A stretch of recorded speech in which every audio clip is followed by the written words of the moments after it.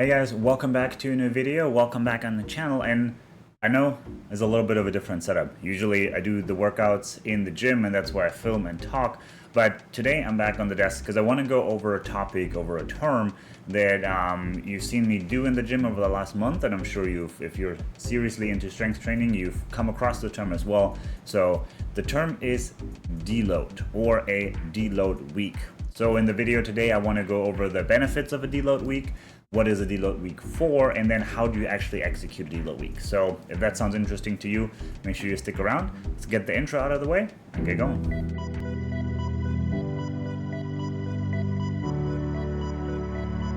So over the course of the last month, like 2-3 months or so, every fourth week of my cycle, I'm doing what's called a deload week. So what is a deload week?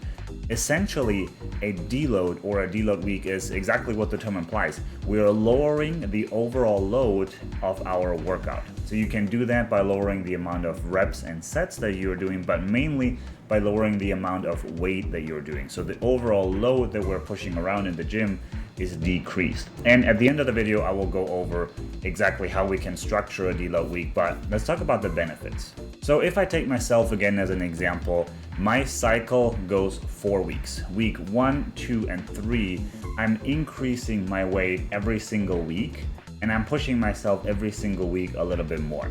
So there's only so much that the body can take, and you get to a point where it becomes more and more difficult to push yourself. You're already fatigued. Maybe you're having a hard time recovering from your previous workout. So that's where I'm taking my week 4 of each cycle, and I'm doing a deload week. So I do that for the first reason, prevent overtraining, to give my body and my nervous system a rest of all the heavy load that it has been pushing around for the last 3 weeks building up.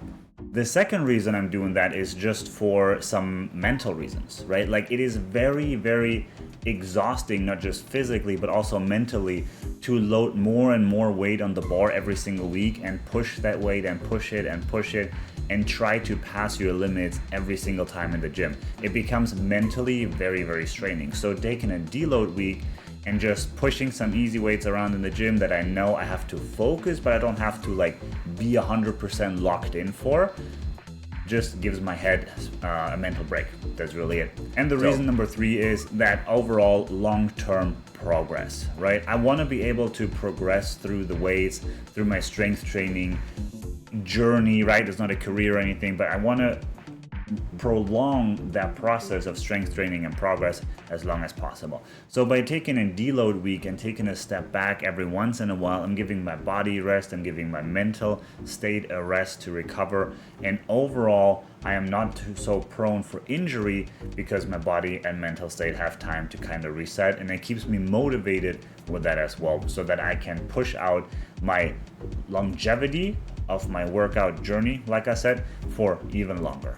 So how do you know if you need a deload week in your program or not? So if you're following a very strict workout regimen, there might already be a deload week built in. And it might not be called a deload week. It could be just a week that is built into the program with lower intensity. And that's essentially what it is. It is a deload week. But you can always put a deload week in your workout if you're building your own plan as well. And you can even just play that by ear. You don't need to do it as religiously as I'm doing. Every 4th week is a deload week. That's what my program dictates, and I'm just going with the process. But you can also just listen to your body. If you feel like you're getting to a point where it is so difficult to keep pushing, take a week, decompress, and then next week get back to it and build back into your normal weights and intensity after you're taking a break. So you can do it either is already built into your program, or if you're building your own program, you don't need to fully like lock it in every 4th week, but just play it by ear. You can tell when you get to that limit physically and mentally. That is when you just need a deload week. And lastly, let's talk about how you can structure a deload week or a deload set or session, whatever you want to call it. The first thing that we want to do is reduce the overall intensity of the workout. So take your weights and drop them down to about 50 to 60% of your regular working weight. Next thing, drop your volume by about 50% as well. If you're usually doing 4 or 5 sets, consider doing 2 to 3 sets. If you're usually doing 10 to 12 reps, consider doing 6 to 8 reps. Next thing, this can be a very good time to work on technique and to work on mobility. Make sure that now that you have the mental space to really focus on your form instead of pushing the weight, maybe take a step back and just focus on the form, that you're really perfectly executing each exercise and hitting the muscle that you want to hit. Now you can focus on form, but you can also bring in some mobility. If there are some aches in your body that you feel like you maybe want to stretch out, now you have some extra time in the gym, right? A deload session, it's overall less, so it's going to take you less time in the gym. But if you're already there, might as well spend that time working on some mobility or working out some aches and pains that have been bothering you. And the last point is something that can be very mentally challenging.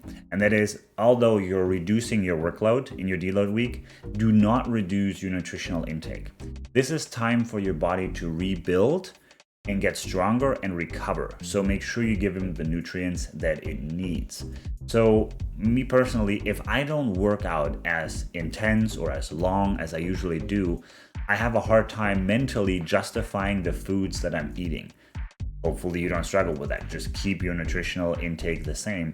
But if you're someone like me who struggles a little bit with it mentally, just force yourself, even it sounds a little harsh, but force yourself to just continue eating just as much as you would on a regular workout week. You're not going to gain any weight from it, but it's just making sure that your body now is not also dealing with a caloric deficit. So to sum all of this up, it really comes down to, you have to listen to your body. Even if you have a programmed deload week into your program or into your workout split, whatever you're doing, listen to your body. If your body and your mind is telling you you need a break, just take a break. And even that's all there is to deload week. I'm doing a deload week every 4th week. So week 1 is, let's say, 80%. Week 2 is 90%. Week 3, I'm pushing 100%. I'm going all the way, riding the red line. And then week 4, I'm just toning it back to about 50% again. And then here we go again in the next cycle. So I hope that was helpful.